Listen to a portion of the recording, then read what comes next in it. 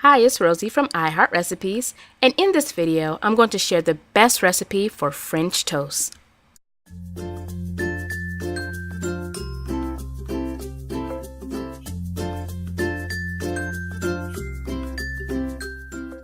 So you're going to need some thick sliced bread. The bread I'm using actually has maple swirls in it. This is the brand that I'm using. If you can't find this bread, that is completely fine. As long as you have thick sliced bread, you are good to go. Now in this baked dish, I'm going to crack open 3 large eggs. Once the eggs are in there, we are going to lightly beat them.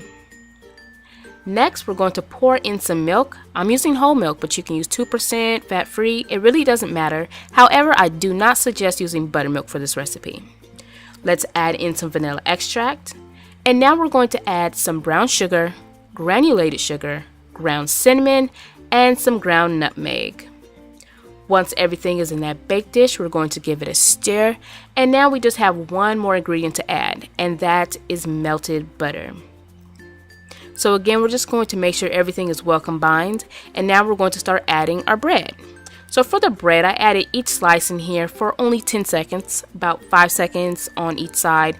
It soaks up the moisture pretty quickly, so yeah, you don't need to let it sit in there that long. If you're enjoying this recipe so far, please be sure to give it a thumbs up. I would really appreciate that, and thank you in advance. And now we are ready to cook our French toast. So here is my electric griddle. I'm going to spray it with non-stick spray. If you don't have an electric griddle, you can definitely use any pan that you have. So I'm going to cook this over medium heat, and I'm going to start adding my toast on top of this griddle. Don't forget, if you want the exact measurements, it can be found on my blog, iHeartRecipes.com. I will leave a link down below in the description box. And we're going to cook our French toast until it is nice and browned, just like this. Be sure not to squish your bread. Otherwise, you will have flat French toast. And now that it's done, we're going to remove it from the griddle and we're going to serve. So I am going to serve it with some melted butter on top. I have a sweet tooth, so I'm going to add some powdered sugar and syrup, but you can use either or. You can certainly leave your toast in whole like this, or you can cut it in slices. But that's it.